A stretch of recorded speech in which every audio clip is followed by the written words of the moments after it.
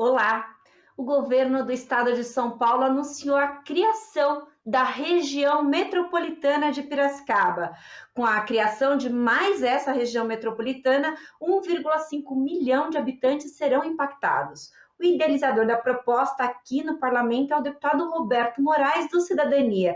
Desde a sua chegada à Lesp em 1998, o deputado lutou pela criação do aglomerado urbano na região, o que significou um salto de desenvolvimento na última década e agora conquista mais essa vitória. Para falar um pouco mais sobre essa nova região metropolitana, recebo no Ideias e Debates de hoje o deputado Roberto Moraes. Deputado, seja muito bem-vindo, parabéns pela luta e pela conquista. Obrigado, Mel. Posso intimamente chamá-la de Mel, né? Você pediu, então vou chamar de Mel e não de Melissa. Foi uma luta, realmente um abraço também ao nosso querido Marcos Campagnoni, agradeço pela presença no dia 8 em Piracicaba, quando ele participou da nossa audiência pública na Associação Comercial Industrial, é a maior entidade da cidade, com 6 mil sócios. Sou muito grato, eu tenho pautado a minha vida pública na Associação Comercial Industrial, não agora uma saudação, mas daqui a pouco vou contar o que aconteceu em Piracicaba nesses 22 anos. Fui eleito em 98, Piracicaba estava há 12 anos, sem nenhum representante na Assembleia Legislativa, e tive aí o prazer de ser eleito e depois reeleito mais 5 vezes como deputado estadual, sempre pelo mesmo partido. Fui vereador um mandato e meio, 92 e 96, pelo PPS, hoje Cidadania. Em 96 fui o vereador mais votado da cidade, na época com 5 mil votos, até hoje o vereador mais votado da história, e por 6 mandatos consecutivos eleito deputado estadual.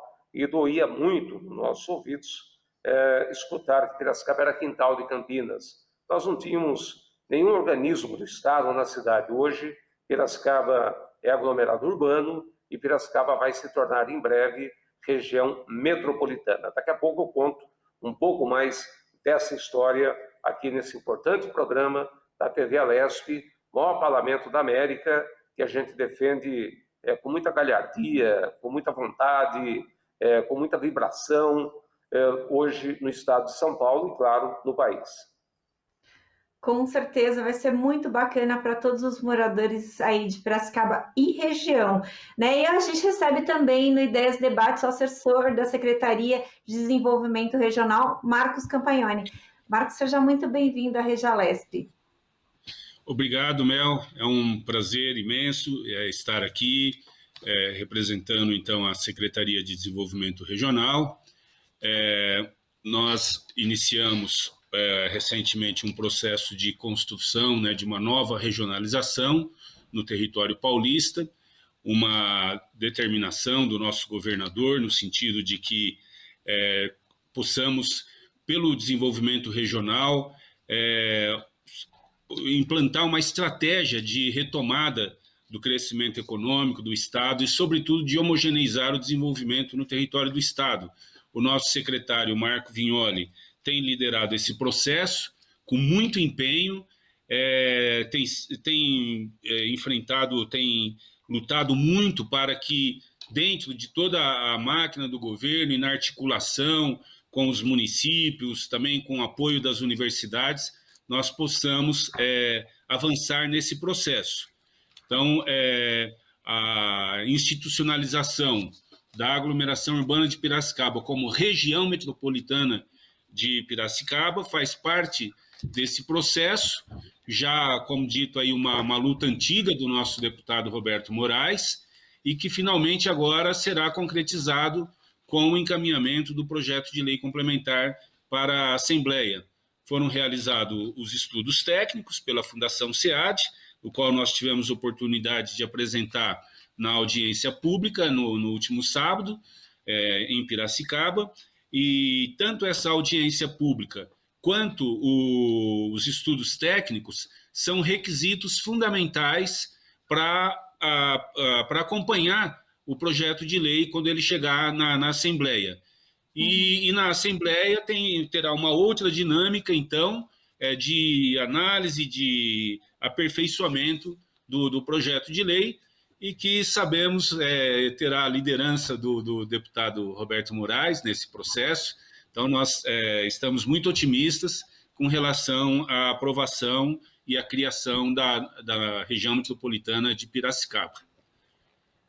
Deputado, o senhor falou que um pouquinho antes sobre essa luta que o senhor vem travando para o aglomerado urbano e agora para a região metropolitana. Eu queria que o senhor explicasse um pouco melhor como é que foi, se essa demanda veio, por exemplo, da população, ou se o senhor observou que o salto de qualidade de vida que traria para o povo de Piracicaba, para a região, transformar tanto no aglomerado quanto agora na região metropolitana. Ô Mel, preciso de alguns minutos, tá, para explicar o que aconteceu. Tá? Desculpa a minha fonia, né? O problema de saúde que eu tive há 2 anos atrás. Fiquei muito tempo entubado, muito tempo com traqueostomia, acabou ofendendo as cordas vocais. E eu sou radialista, né? Desde 1977. Imagina um político radialista com a voz afetada. Mas estamos aqui. Graças a Deus, graças a Nossa Senhora Aparecida. Eu sou devoto, estamos aqui vivos. Eu comecei em rádio em Piracicaba, sempre fazendo programas voltados à classe mais humilde, sempre atendendo as pessoas, e só fui para a política em 92. Depois de muitos anos, me elegi vereador, depois me reelegi em 96 como mais votado, como eu já disse, e a nossa cidade estava há 12 anos sem nenhum deputado. Eu saí para uma aventura, candidato a deputado estadual, e fui feliz em 98. Me elegi, dia 15 de março de 99, eu tomei posse, e enquanto a população entender, viu, Marcos, eu devo continuar aí, eu vou continuar. Nós ouvíamos muito, obrigado, Marcos, a gente ouvia muito Piracicaba, quintal de Campinas. Com todo o respeito a Campinas, minha filha fez faculdade, fez pós-graduação, hoje está fora do país, através de uma universidade de Campinas. Eu respeito muito Campinas. Mas a gente era quintal de Campinas. Você precisava de um policial civil, era Campinas. Um policial militar, Campinas. Uma viatura, Campinas. Um simples passaporte, Campinas. E eu me elegi com essa bandeira. Vamos deixar de tornar quintal de Campinas. Como eu disse de novo, vou repetir, com todo o respeito à grande Campinas. Piracicaba hoje é uma grande metrópole também, uma cidade de 410 mil habitantes. E essa bandeira eu empunhei. Peguei essa bandeira e fui para a rua. Nós vamos deixar de ser quintal de Campinas, precisamos ter um deputado. Na época, eu me elegi em 98 e nós elegemos 2 deputados federais. O Mendes Tami, que hoje não é mais deputado, e o saudoso João Herman Neto, que era do meu partido. Fui para a luta. Na época veio o projeto da criação da região metropolitana de Campinas. Eu fui totalmente contrário. Eu apanhei de vários setores da sociedade, apanhei de algum setor da imprensa, mas nós conseguimos. E o governador Alckmin, já era o governador, tinha assumido o lugar do saudoso Mário Covas, ele foi reeleito. Aí numa conversa com ele, falou: deputado, você tem uma opção, tem um aglomerado urbano, apresenta o projeto de lei, tem vício de iniciativa, mas você me cutuca, termo usado pelo querido amigo Geraldo Alckmin, me cutuca que eu vou criar a região metropolitana de Piracicaba. Você retira o projeto, eu carimbo com um projeto seu. Deu certo. Nós viramos aglomerado urbano, eram 22 cidades, aí Laranjal Paulista, que pertencia até então à região de Sorocaba, pediu para vir para Piracicaba e veio. A partir daí, nós passamos a querer mais, querer a região metropolitana. Só para vocês terem uma ideia, nesses 22 anos, nós nos tornamos independentes de Campinas com o aglomerado urbano. Polícia Militar, nós tivemos a criação do CPI 9, em 2006, também pelo governador Alckmin. A Escola de Formação dos Pilotos do Águia, da Polícia Militar, o helicóptero Águia. Nós cortamos esse cordão umbilical. Campinas comandava 92 cidades, saía de Campinas, ia até a cidade de Mococa, divisa lá de Minas, com Aceburgo, veio para Piracicaba. Piracicaba ficou com 92 cidades, comandando a Polícia do Interior. O DEINTER 9, que é o comando da Polícia Civil, também 52 cidades, sob o comando da Polícia Militar.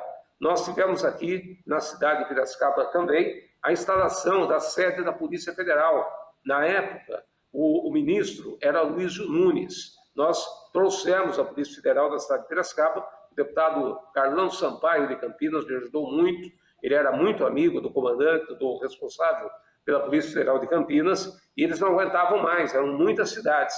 Também veio para Piracicaba. Nós tivemos aqui duplicação de rodovias. Em 2019, o BAEP foi um dos primeiros batalhões criados no atual governo Dória. Foi dia 19 de dezembro de 2019.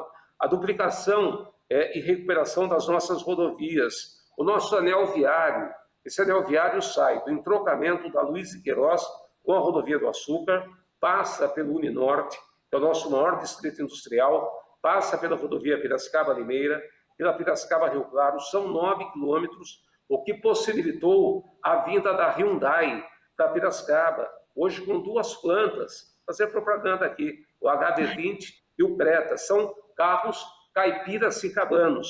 Nós estivemos em 2008, lá na Coreia do Sul, assinando termos de intenção, a primeira comitiva de Piracicaba, com 14 piracicabanos, tive o prazer de fazer parte, para trazer a Hyundai, e ela só viria se tivesse esse entorno. Esse entorno já aconteceu e agora será prolongado até a rodovia Piracicaba-Charqueada e até Piracicaba-São Pedro. Nós temos aqui a instalação do hospital regional, foi feito pela Prefeitura de Piracicaba, está com 50% dos leitos. Nós estamos lutando junto ao governador, junto ao secretário de Estado, Gorestein, para que os 100% sejam preenchidos. Hoje, o hospital é referência de Covid, já foi na primeira fase e está sendo na segunda também. Nós temos instalado também em Piracicaba aqui o AMI, nós não tínhamos, veio a Piracicaba, o parque automotivo, como eu já disse, da Hyundai. Nós temos aqui os recursos que a gente tem trazido tanto para o AMI como para o Hospital Regional, fornecedores de cana, o Hospital do Cana e Santa Casa. O AMI, o Regional e o Cana são hospitais que atende o SUS. Só esse ano, mais de R$1 milhão para cada hospital. Nós tivemos também moradias, foram mais de 5 mil famílias, todas elas privilegiadas. O poupa tempo que nós não tínhamos. Uma UTI do coração, pediátrica, neonatal, nos 2 hospitais, tanto Cana como Santa Casa, do SUS. Foram mais de R$10 milhões para entidades da cidade. E tivemos leis que salvam a vida. Tudo isso que a gente fala, que aparece, que são grandes obras, mas o que mais me marcou realmente foi o meu projeto da fibrose cística, que é uma doença hereditária, uma doença que não tem cura. Eu fui no meu primeiro mandato, final do primeiro mandato, procurado por um PM da Polícia Militar. A filha dele tinha 1 ano, falou: deputado, minha filha tem fibrose cística. Eu falei: o que é isso? Eu não sei, eu sou um jornalista, eu não sou médico. Ele falou: olha, é uma doença hereditária, a criança nasce com essa doença, não tem cura, os médicos têm dificuldades em detectá-la, isso lá atrás, há 20 anos atrás. Ela é uma doença que leva à morte, uma doença que leva ao transplante de pulmão, e o Estado de São Paulo, pasme, meu amigo Marcos, o Estado mais rico da União, não fornecia medicamentos de graça para essa população. Conversei com o governador Alckmin, médico, que governador, a situação é essa. O deputado apresenta o projeto, nós vamos aprová-lo e vamos sancionar. Hoje, cerca de 800 doentes de fibrose cística recebem de graça esse medicamento. Isso pouca gente fala da política. Falam mal dos políticos. Não falam, por exemplo, que a Assembleia Legislativa foi a única do país a reduzir em 30% na pandemia os salários dos deputados, cortar em 40% a verba de gabinete. Isso não é dito. Notícia boa, eu sou jornalista, notícia boa não dá manchete, não interessa para a imprensa. Eu falo isso, fui correspondente há quase 20 anos do Estadão e do antigo Jornal da Tarde, aqui em Piracicaba. Faço rádio até hoje. E essa doença hoje, que custa até 40 mil, um coquetel de medicamentos importados, viu, do exterior, né? Do exterior, é óbvio, importado, e nacional, muito caro. A FATEC, nós não tínhamos a FATEC. Uma das primeiras a ser instalada foi em Piracicaba. As nossas ETECs, a última luta nossa, num empréstimo que o governador também, vou citar de novo o nome do Alckmin, foi com ele, o governador com mais mandatos do Estado, e desde que eu sou deputado, eu convivi muito tempo com ele, a construção das barragens de Pedreira e de Duas Pontes, que vai salvar o PCJ, que é a bacia do Piracicaba, de Capivari e de Jundiaí, porque vai ser uma represa, na época de chuvas, vai reservar a água para abastecer o nosso rio Piracicaba. Que cidade no mundo, tirando talvez a França, Paris, tem um rio que corta a 600 metros do Marco Zero, que é a nossa praça central, que é a nossa Catedral de Santo Antônio, é Piracicaba, e hoje o rio está seco. Estamos aí próximo de uma nova crise hídrica. Uma lei de responsabilidade social que nós criamos, nós transformamos Piracicaba, depois de muita luta, em sede de região. Espero, pedir, inclusive, recentemente, no sábado, o Marcos Rio, ao nosso vice-governador, ao Marco Vignoli, pediu ao Carlão Pignatário, ao Caê Macris, para que nós possamos, que esse projeto seja votado antes, no dia 1º de agosto, que é o aniversário da nossa querida Piracicaba. Então, é uma análise um pouco longa, mas também tentei ser o mais sucinto possível para mostrar a importância de ter um deputado. E a região metropolitana vem coroar o nosso mandato. É isso que a gente quer, seja criado. Eu sei que o Marcos vai nos ajudar muito, tem um prazo regimental. Cidade de Torrinha, Marcos, reforça isso, por favor. Sim. Também quer entrar. Ela está a 20 quilômetros de Santa Maria da Serra. Ela pertence muito mais a Piracicaba do que a Bauru. Então, o prefeito está fazendo aí já a sua movimentação política para que possamos passar de 25 para 26 cidades. Depois temos os projetos do mandato atual. Então, essa é a nossa luta, essa é a nossa garra. Nasci em Recreio, no bairro da Zona Rural, nasci de parteira, trabalhando no armazém do meu pai, município de Charqueada, e hoje eu tenho orgulho de ter uma filha piracicabana, morando em Piracicaba, e ser um deputado que representa essa região. Excelente panorama, deputada. A gente conseguiu compreender muito bem qual foi o processo, que é, de fato, árduo e longo, como o senhor explicou ao longo da sua explanação.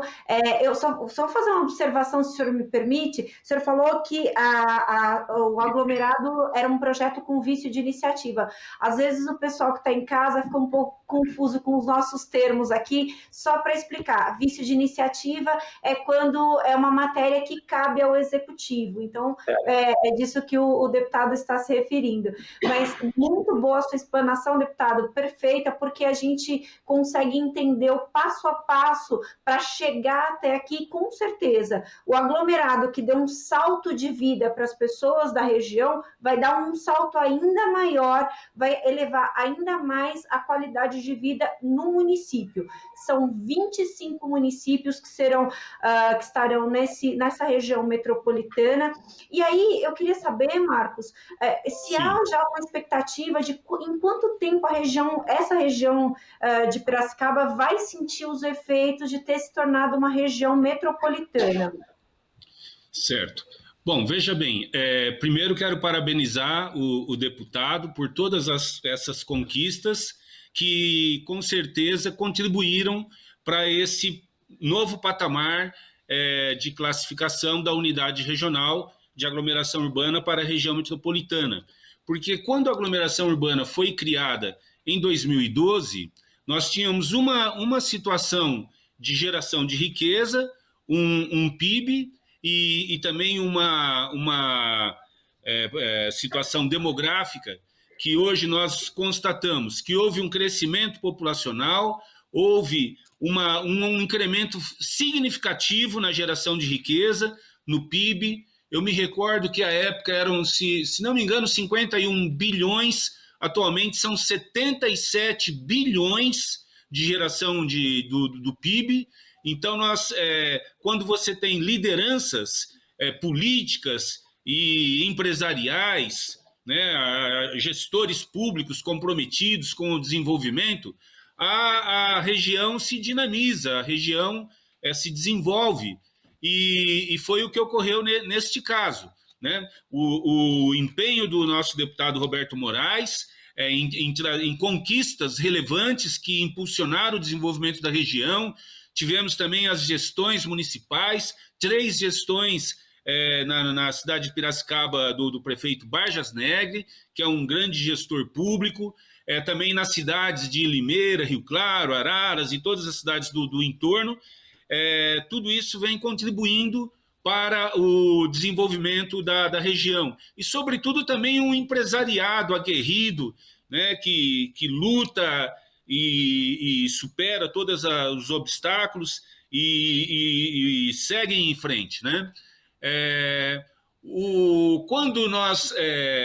Quando for aprovada na Assembleia a criação da região metropolitana de Piracicaba, será algo absolutamente natural em decorrência de já haver constituído, né, anteriormente, a aglomeração urbana de Piracicaba. Eu costumo dizer que a aglomeração urbana é um estágio da metropolização, né? Quando nós institucionalizamos uma aglomeração urbana, ela ainda não tem a dimensão econômica e demográfica para ser caracterizada como uma região metropolitana. Mas não temos dúvida de que é questão de tempo. Algumas regiões mais tempo, outras regiões menos tempo, como é o caso de Piracicaba, que em 8 anos já conseguiu ter todos os indicadores significativos para ser institucionalizada como uma região metropolitana.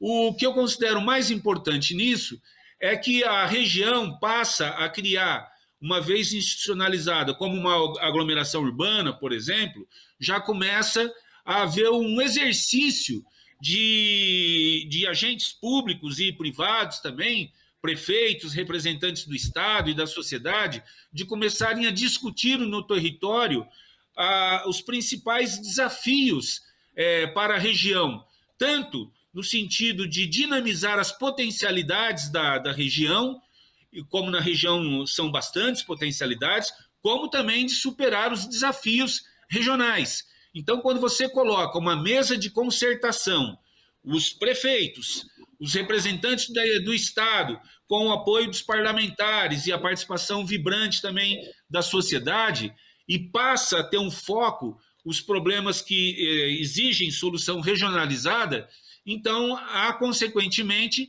um aumento do desenvolvimento regional.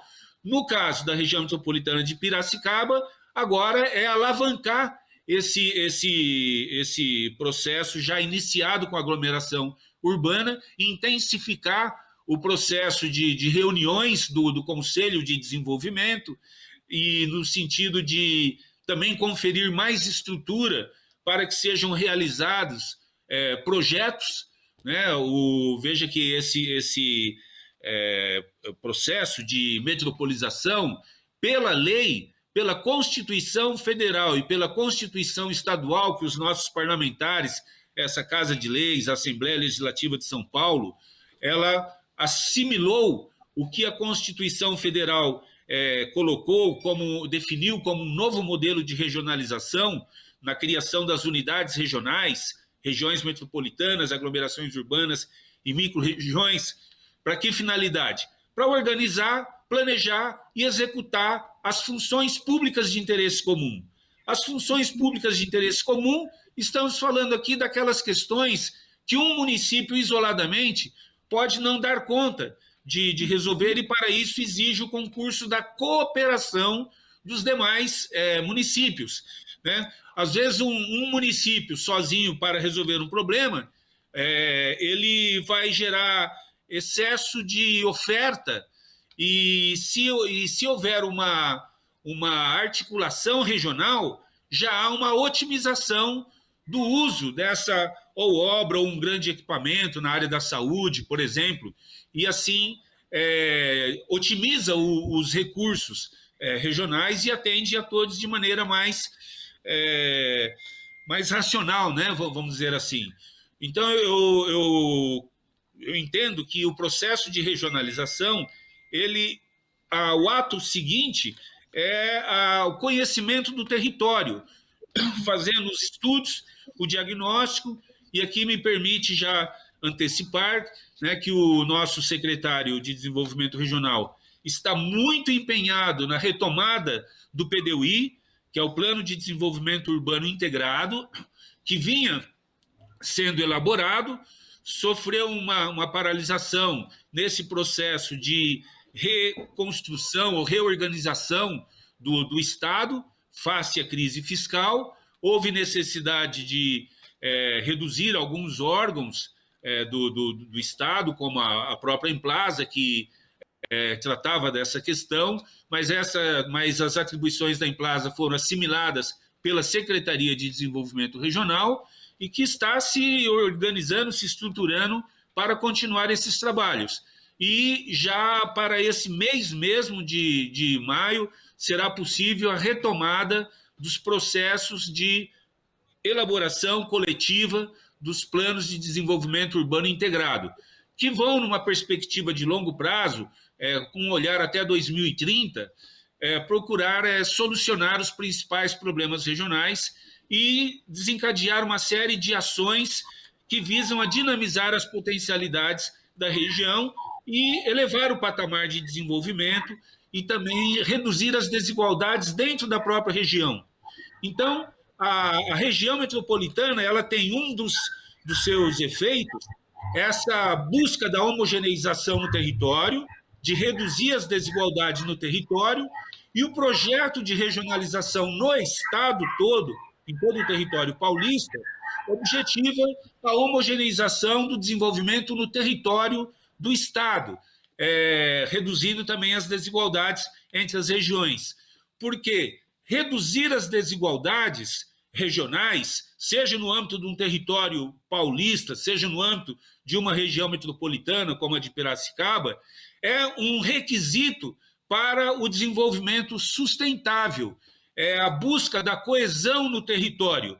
E essa coesão no território, com a articulação dos agentes públicos e privados e da sociedade, que vão colocar a região no rumo do desenvolvimento sustentável, que é a grande pauta desse século, né, para o nosso planeta. E cada cidade, cada região, cada localidade tem que fazer a sua parte. É tão importante esses projetos de desenvolvimento regional, é como se nós tornássemos as partes do nosso estado como o senhor falou, homogêneo, né? E o São Paulo, que já é a locomotiva do país, ganha um status de país dentro do país, né? Então, quer dizer, o potencial de empresas se voltarem para São Paulo, de emprego e de uma série de coisas, aumenta, assim, consideravelmente, né? Então, isso traz uma perspectiva muito interessante para que a gente possa analisar a médio e longo prazo, sem a menor dúvida. Deputado, adorei quando o senhor falou que aí na região tem os carros caipiracicabanos, achei sensacional.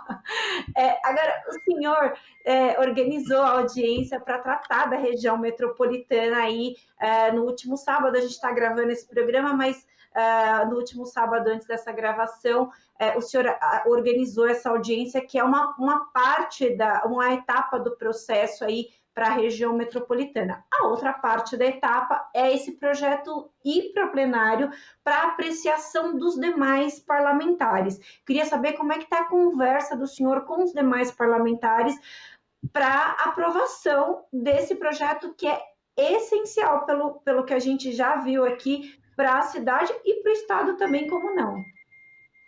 As amigas da minha filha, Marcos, me chamam de tio, a Mel me chama de senhor, só para você ter uma ideia.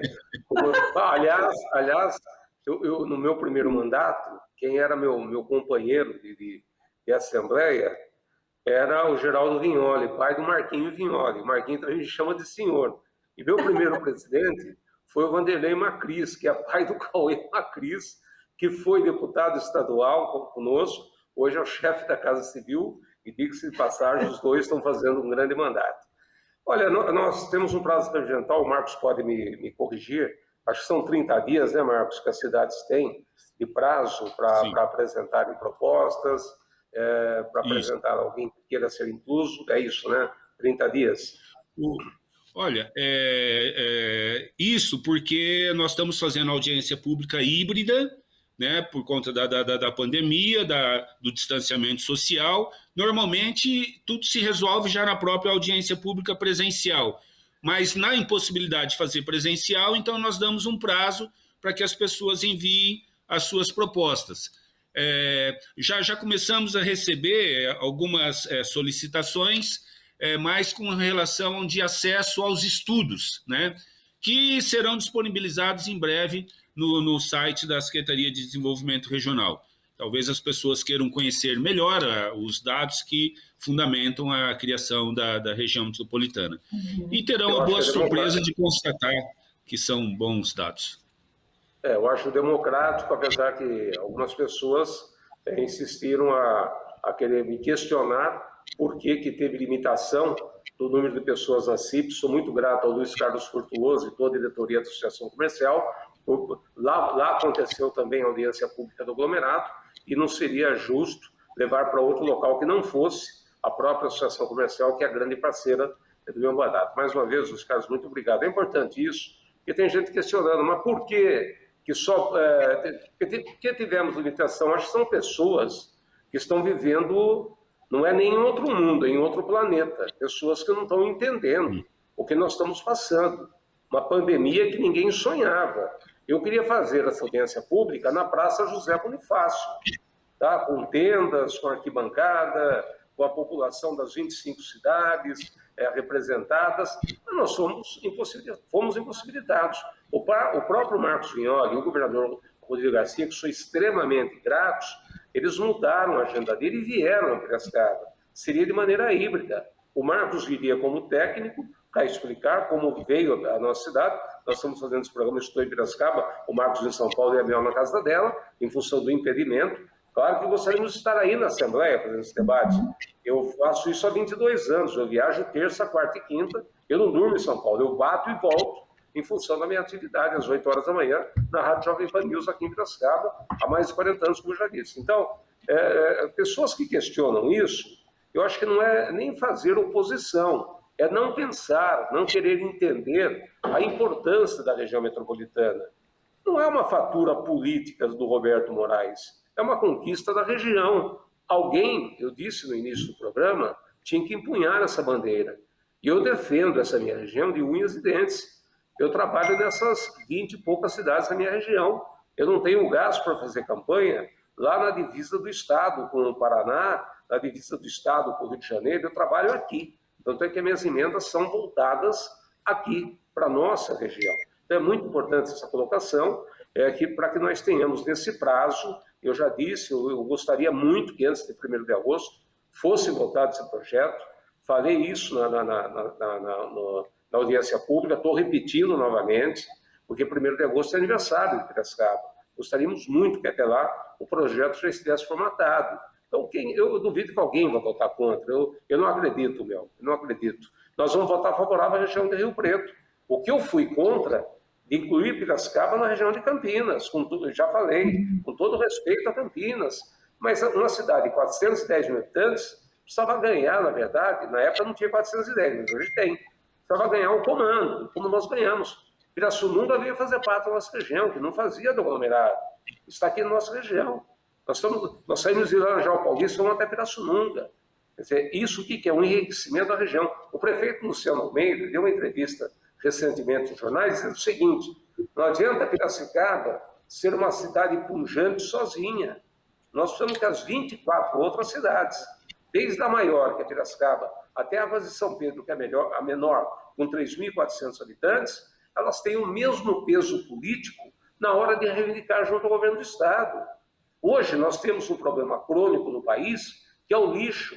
Até recentemente, o nosso lixo ia para Paulinha.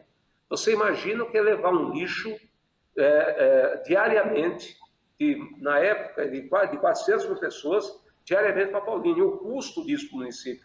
Piracicaba fez um lixão, mas ele tem uma vida útil que daqui a pouco é rápida. Então, vamos discutir a questão do lixo, né, Marcos?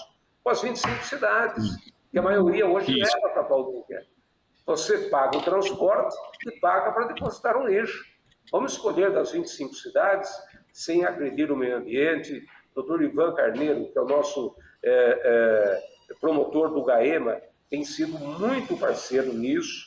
Ele tem, hoje, inclusive, eu falei com ele, ele está nos ajudando muito. vamos buscar uma solução para 25 cidades. Não vamos pensar no nosso próprio umbigo. Nós estamos pensando numa região que está no centro do estado de São Paulo, uma região com 1,5 milhão de habitantes, um dos maiores PIBs, inclusive maior do que muitos países a nossa região tem. Então vamos pensar, só que a maior cidade é Piracicaba, então nada mais justo que seja a região metropolitana de Piracicaba. Mel, eu tenho muita convicção, tenho muita confiança no governo do estado de São Paulo, no Dória, no Rodrigo Garcia, no Cauê Macris, no Marcos Vinholo, no Marcos, que vai ser, tirando quem tem mandato, vai ser a figura mais importante, ele é o técnico. É ele que vai dizer, Marquinho, desculpa a intimidade, né? Eu chamo de Marquinho. Então, não é assim, vai ser desse jeito. Prefeito de São Pedro vai ser assim. Prefeito de Laranjal vai ser desse jeito. Precisamos que seja assim. Então, essa é a nossa luta, essa é a nossa bandeira e vamos votar antes do dia 1º. Convoca a gente em julho, faz 14 meses. Eu nunca votei tanto projeto na minha vida online, nos 22 anos, do que nesse ano e 2 meses, 14 meses. O mundo mudou. Muito mais economia para o Estado, reduzimos salário, reduzimos verba de gabinete, reduzimos despesa com veículos oficiais, mas estamos aqui realmente para trabalhar. E vale destacar também, deputado, que as sessões estão começando mais cedo e terminando mais cedo, que também ocasiona uma economia no prédio, né? Quer dizer, a luz do prédio é apagada mais cedo, os funcionários também não ficam até tarde, então, quer dizer, a economia está vindo de muitas partes feitas pelo parlamento, mas não lhe trato por senhor, por causa da idade não, deputado, é por respeito mesmo. Mas eu já falei, eu já recebi a primeira dose da vacina de Oxford, tá bom? Eu sou aqui solidário, eu perdi vários amigos, perdi médicos, perdi enfermeiros, pessoal da linha de frente, tive familiares, inclusive a minha esposa pegou a Covid, perdemos 2 funcionárias do nosso SGA, da Assembleia Legislativa, tivemos mais de 10 deputados infectados, e ainda muita gente está sendo infectada, infelizmente muita gente vai morrer. Há uma responsabilidade muito grande do governo federal, de dar mau exemplo ao não usar máscara, sabe, a não ter trazido essas vacinas antes para o país. Eu não estou aqui fazendo campanha de ninguém. Eu sou... Quem nasce de parteira, você não sabe nem o que é a parteira. Você é muito jovem. Eu nasceu há 60 anos no bairro do Recreio. Além do cordão umbilical, a dona Indalina Leite, lá no armazém do meu pai, ela cortou minha papa da língua. Então, eu não meço minhas palavras, mas com responsabilidade. Não se pode, na política, brincar com a saúde humana. Não se pode fazer o que a maior autoridade do país faz hoje. Sei que serei contestado, mas eu assumo o que eu falo. São pessoas que estão morrendo, pessoas que 3, 4 dias vão para uma UTI, são intubadas e morrem rapidamente, não chega nem no 10º dia da doença. Eu tive casos aqui de amigos de Piracicaba que aconteceu isso. Fulano foi para o hospital, está internado, entubou e morreu. Não podemos brincar com essa pandemia. Essa é a grande verdade e nós, enquanto poder público, enquanto homens públicos, mulheres públicas, nós temos o poder de pedir. Só estou sem máscara, eu estou na minha sala, no meu gabinete, sozinho, na frente do computador, mas está aqui, ó, meu álcool gel está aqui na minha mão, vou mostrar na tela aqui, ó, está aqui o álcool gel, tá? E a máscara está aqui também.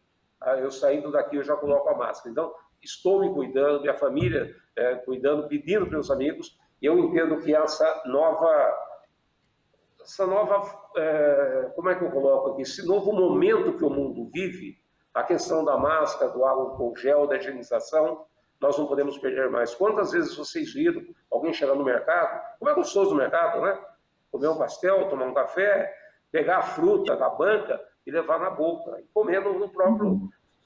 Vocês viram isso já. Então, acabou isso, gente. Hoje é higienização. Eu tiro os meus sapatos da entrada da minha casa, vai direto para o tanque, eu mesmo lavo, passo álcool gel, vamos nos cuidar e vamos ser responsáveis. Com certeza. Marcos, eu queria que você pontuasse, falasse um pouquinho sobre os conselhos de desenvolvimento que vão ser criados juntos com a região metropolitana. Quem vai compor esses conselhos? Eu acho que é importante a gente colocar, até para que as pessoas em casa dimensionem o que é, de fato, a região metropolitana e como é que ela vai interferir ali, como é que cada administração vai interferir ali no processo da região metropolitana. Olha, eu queria até inicialmente resgatar um início da fala do deputado Roberto Moraes, só destacando que é o seguinte, que a institucionalização de uma região metropolitana, ela é decorrente de um processo técnico e político. Técnico, que faz os estudos, a caracterização da região e avalia se realmente tem as condições demográficas e econômicas para que ela seja alçada a essa condição. E política porque não só porque há a audiência pública para ouvir, receber as contribuições da sociedade, mas porque pressupõe uma articulação entre os deputados e entre os prefeitos, ou seja, tem que haver um desejo expresso da classe política de que seja criada essa unidade regional. Todos os projetos anteriores de institucionalização das regiões metropolitanas foram votadas por unanimidade pela Assembleia Legislativa. Então, todos os parlamentares chegaram a um consenso de que era necessária a institucionalização das regiões metropolitanas e aglomerações urbanas quando elas foram criadas anteriormente. Então, é esse processo de concertação, de articulação, de diálogo, de acertar as arestas e chegar a um senso comum sobre como deve ser encaminhado esse processo. Eu queria dar como exemplo a região metropolitana de São Paulo. Ninguém duvida que ela tem todas as características, inclusive é uma das maiores regiões metropolitanas do planeta. Só que o projeto de lei nós elaboramos quando eu ocupava a presidência da Implasa, da Empresa de Planejamento Metropolitano, no governo do governador Geraldo Alckmin, em 2005, mandamos para a Assembleia o projeto de lei. Porém, só após uma mediante articulação muito forte entre todos os deputados e os prefeitos da região, é que ela veio a ser institucionalizada em 2011, com muito atraso, inclusive, né? Havia muita crítica a esse respeito. Agora, já há uma consciência metropolitana, uma consciência sobre a necessidade dessa institucionalização, justamente porque tem um arranjo de governança interfederativa, uma governança metropolitana que pressupõe um conselho de desenvolvimento, onde, pela atual legislação, né, estabelecida tanto na Constituição Estadual quanto na Lei Complementar 760 de 94, é um conselho que é integrado por todos os prefeitos e pelos representantes do Estado nas funções públicas de interesse comum. É um conselho paritário, independente do número de prefeitos e do número de representantes do Estado, cada parte tem 50% dos votos. Agora, nós vamos introduzir, vamos enviar também para a Assembleia um projeto de lei complementar que faz a revisão da Lei 760 para incluir a sociedade, prever a participação da sociedade no Conselho Deliberativo, né? Estamos trabalhando isso também na proporção de um representante da sociedade de notório saber para cada função pública de interesse comum. É uma proposta que vai ser encaminhada para a Assembleia e a Assembleia que vai dar a formatação geral. Mas também esse arranjo institucional de governança interfederativa prevê também um conselho consultivo. O conselho consultivo, onde tradicionalmente participam os representantes da sociedade e dos parlamentos, tanto dos deputados estaduais, federais e dos vereadores. Por quê? E o deputado conhece bem essa situação, né, de que os representantes do Legislativo não podem participar em conselhos deliberativos do Poder Executivo, justamente porque uma das funções do Legislativo é fiscalizar o Executivo. Então, o Conselho Consultivo, o deputado pode, por exemplo, estimular a criação de um parlamento metropolitano, como já foi criado também por um tempo na região de Campinas, na região de São Paulo, mas onde eu vi essa experiência ser bem sucedida foi no Arco Metropolitano de Belo Horizonte, né? Então, esse parlamento tem também um papel importante junto ao Conselho Deliberativo, mas participando como Conselho Consultivo. E onde eu vejo a participação da sociedade como mais essencial são nas câmaras temáticas. Também câmara temática, uma para cada função pública de interesse comum. Então, nós poderemos ter a câmara temática do meio ambiente, câmara temática do saneamento, da mobilidade, da moradia, da saúde, da segurança, tantas quantas os deputados definirem que devem existir nesse arranjo institucional. Além desses conselhos, os conselhos eles são por unidades regionais.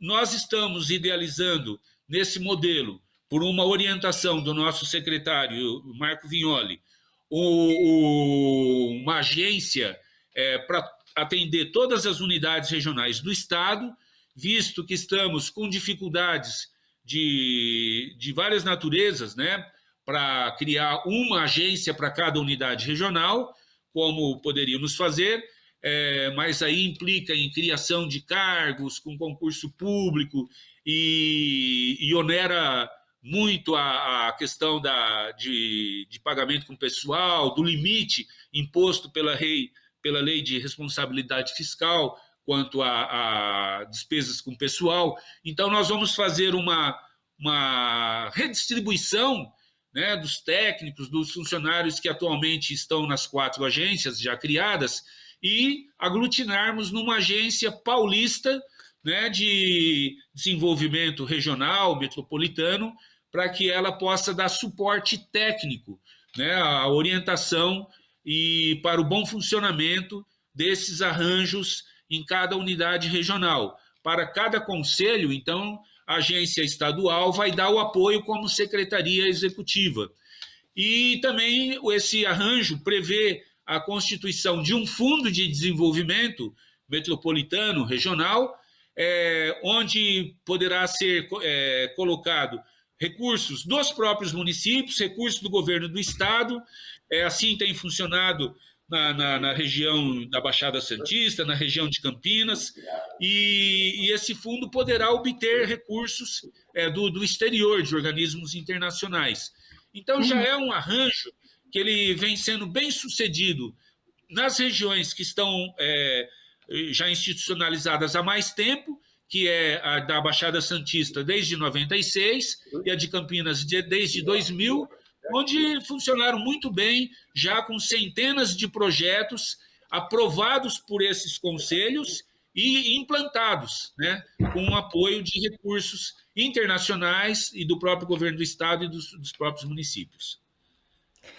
Eu queria agradecer demais essa conversa, que foi muito bacana, muito importante para a gente aqui no Parlamento, mas também para a população como um todo. É bacana que a gente possa esclarecer. Eu só queria pedir para o deputado, para finalizar a nossa conversa, deputado, rapidamente, fala para a gente o que significa para o senhor a realização, a concretização desse projeto, em termos pessoal e profissional. Só para a gente terminar rapidamente, para a gente encerrar mesmo essa discussão da importância desse projeto para o senhor. Gratidão ao governo do Estado de São Paulo por ter atendido nosso pedido. Gratidão aos 25 prefeitos, presidentes de câmaras, por ter entendido a importância. Depois Piracicaba, Limeira e Rio Claro e Pirassununga são as maiores cidades. Ninguém em nenhum momento se opôs a isso, que leve o nome de região. Não estão falando da região metropolitana, é Roberto Moraes Piracicaba, Falei, não, é a região metropolitana de Piracicaba, viu, Marcos? Viu, Mel? Então, é gratidão. Eu entendo do momento político tão ruim que vive a nação. A Assembleia de São Paulo tem dado tantos exemplos. Foi a única Assembleia que acabou com a aposentadoria de deputados quando eu cheguei. Isso ninguém fala. Foi a única que reduziu os salários, reduziu verba de gabinetes. Hoje eu tenho orgulho de falar que eu pertenço ao maior parlamento da América, que é a Assembleia Legislativa. Obrigado, Mel. Beijão para você, Marcos. Que prazer tê-lo aqui em Piracicaba. Você nos ajudou com a sua equipe técnica da Emplasa, quando da região do aglomerado urbano. Eu tenho certeza que você terá um papel, está tendo, continua tendo esse papel fundamental da região metropolitana, da Piracicaba, que a gente ama tanto, cheia de encantos, né? E o nosso querido Rio Piracicaba, que infelizmente não está jogando água para fora em função dessa seca que estamos vivendo. Obrigado a todos. Muito obrigada, deputado. Eu agradeço pela confiança, pela oportunidade de falar sobre esse assunto que é importante. Eu sei que o quanto é caro para o senhor esse debate. Muito obrigada, Marcos. Né? Muito obrigada, Marcos, pela disponibilidade de falar conosco, de nos esclarecer os pontos do projeto.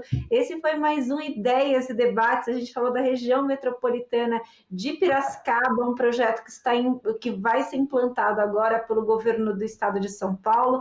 Falamos com o deputado Roberto Moraes, do Cidadania, e com o Marcos Campagnoni, que é assessor da Secretaria de Desenvolvimento Regional. Você fica agora com a programação da Rede Alesp. Você pode rever esse programa e outros programas da Rede Alesp nas nossas redes sociais. Muito obrigada e até a próxima.